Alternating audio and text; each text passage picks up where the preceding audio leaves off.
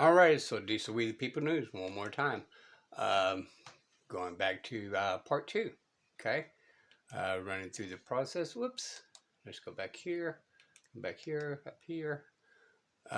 Check him out if you want to see the full constant video without my interruptions. Makes it a little less in time, I guess, is what you can say. All right. Once again, I am not an attorney. I'm not giving legal advice. Okay, it's just opinion, educational purposes only. Do your own research. Okay, everything I say or do is really just hearsay, which goes back into what?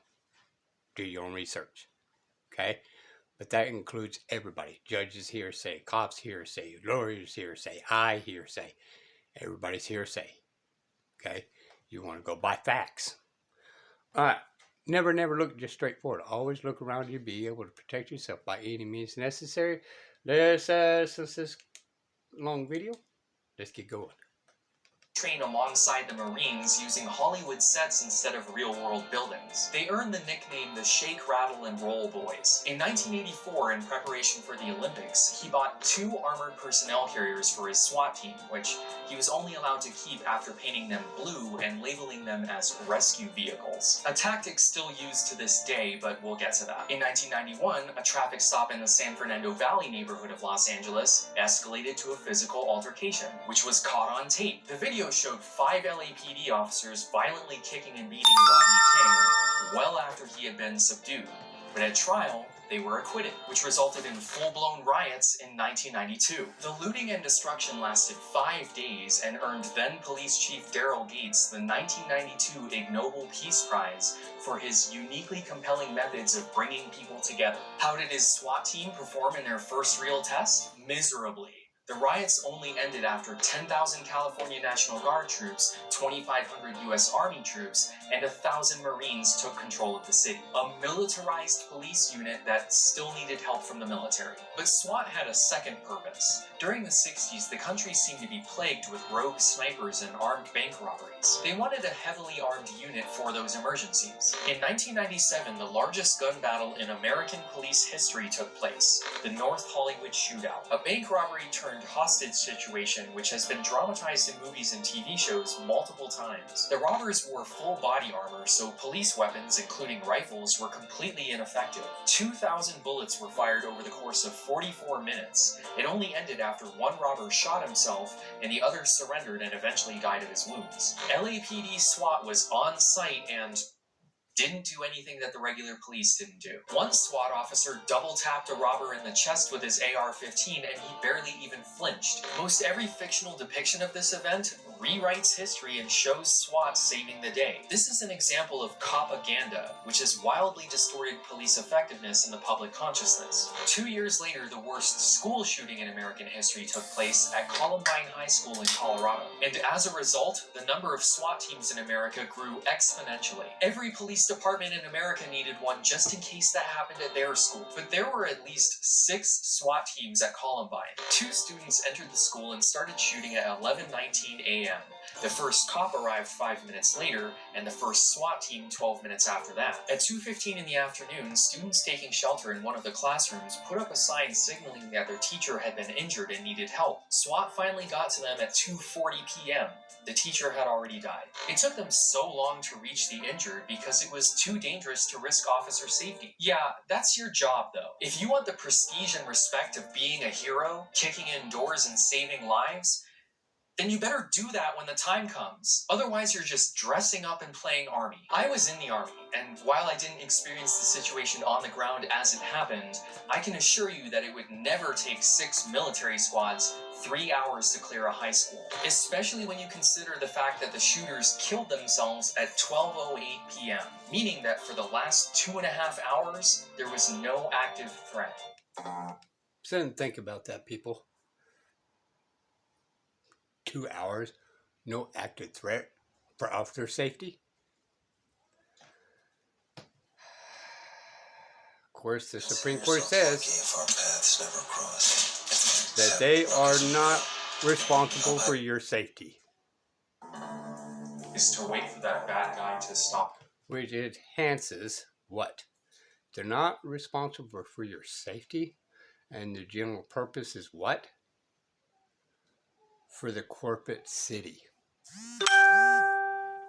Themselves. More often than not, school shootings end when the school shooter decides to end it. Even when there's a police officer on campus, they just run and hide like everyone else, as was the case in Parkland in 2018. When Daryl Gates first came up with the idea for SWAT, their primary purpose was to deal with civil unrest and active shooter situations. Have they ever succeeded in that mission? Probably, but the high-profile examples that the police used to justify their proliferation during the 90s are not valid examples. If anything, they show SWAT's ineffectiveness. Despite that, most people, including myself, can't shake the feeling that the police should have some sort of armed emergency response team. And nowadays, almost all of them do. Looking at small towns in America, 25% of them had a SWAT team in 1984, 52% in 1990, and 80% of them by 2005. Of cities with over 50,000 people, 90% of them have one. Even federal agencies like the Department of Education, the FDA, and NASA have a SWAT team. What are they being used for? This surge was mostly justified to the public by citing the Rodney King riots, the North Hollywood shootout, and Columbine. But only 7% of their deployments are for situations like that. Most of the time, SWAT teams are used for drug enforcement.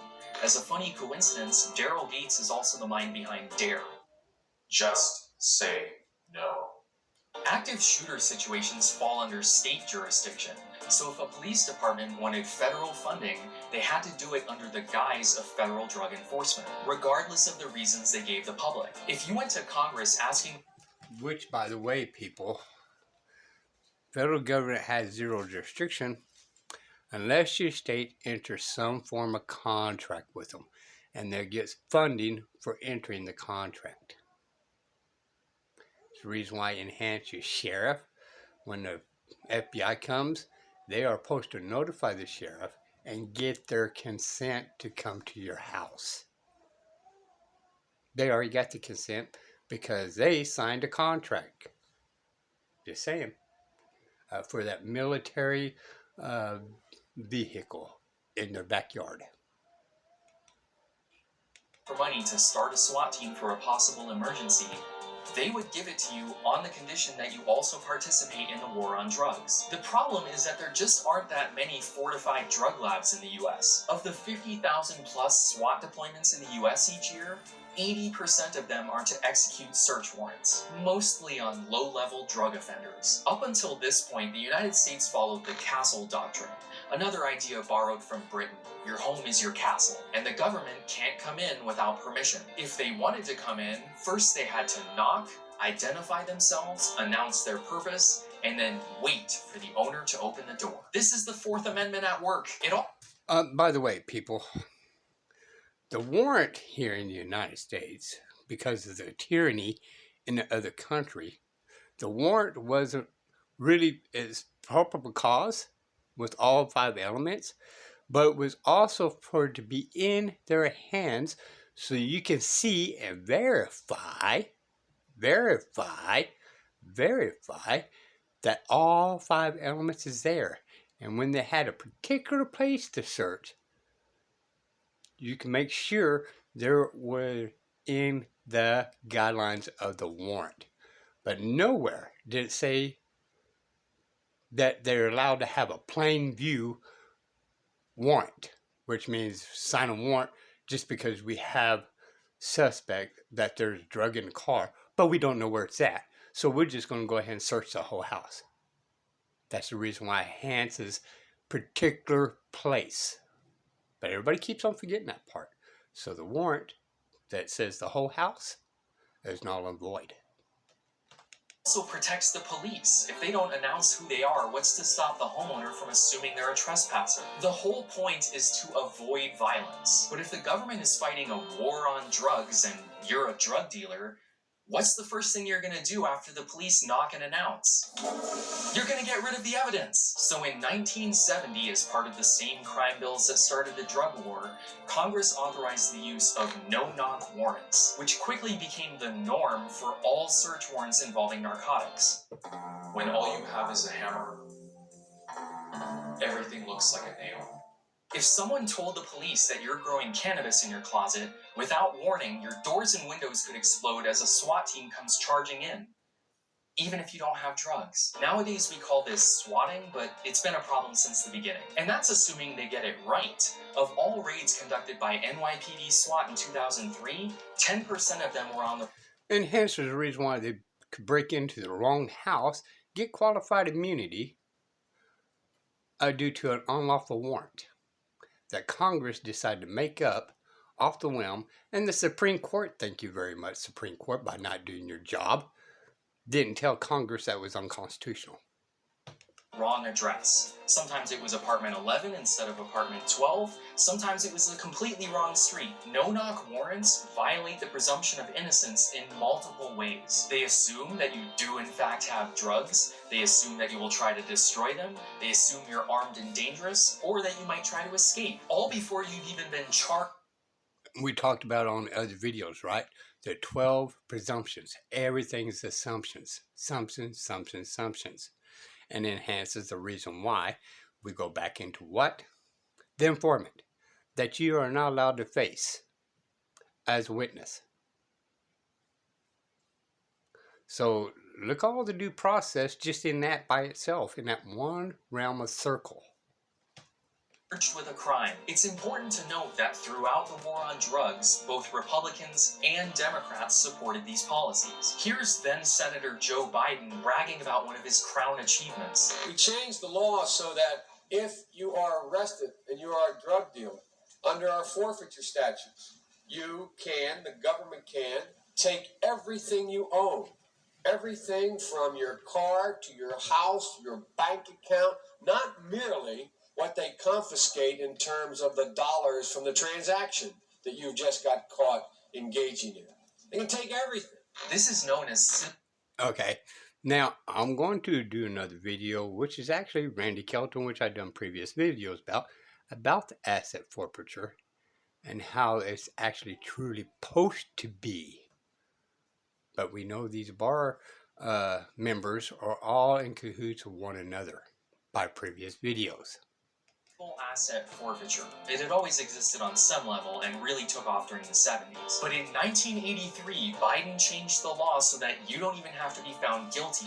As long as there's reasonable suspicion, the government can take your stuff. Then it's on you to prove that property innocent. Imagine you own 1,000 acres and unbeknownst to you, someone grows a dozen cannabis plants on your land. The government can seize all of your property. Biden wasn't exaggerating. Civil asset forfeiture is a huge source of revenue for police departments.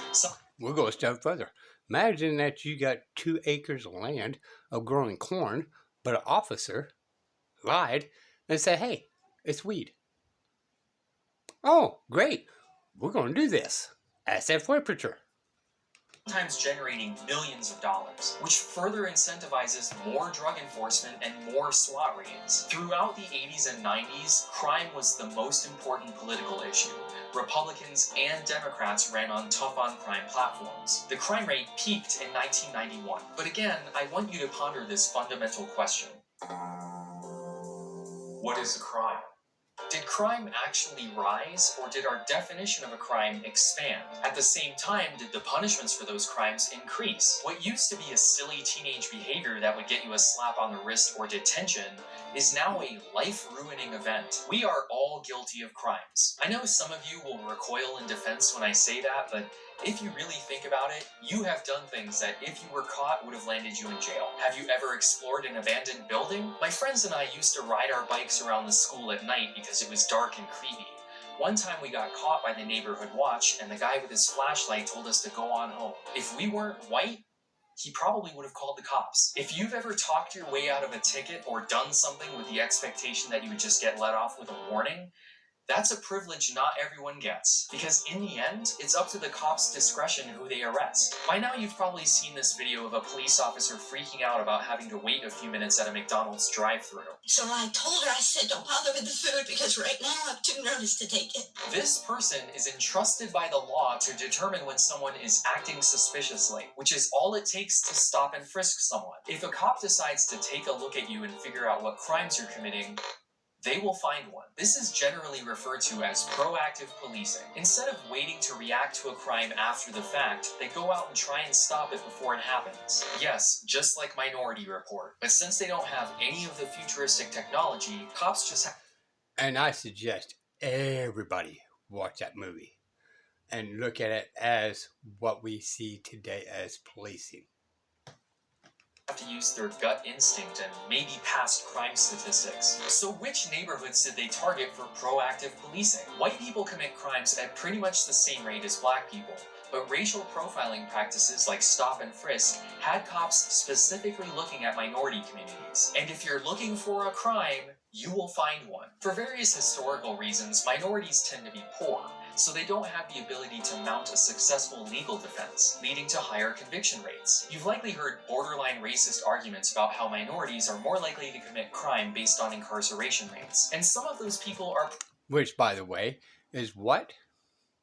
Public offenders that gets paid $300 for your case, and if you decide to fight it for 2 years, what is for the best interest of that attorney for $300? Whether you take 2 weeks or 2 years, he still only gets $300 to settle your case, fight your case, or whatever.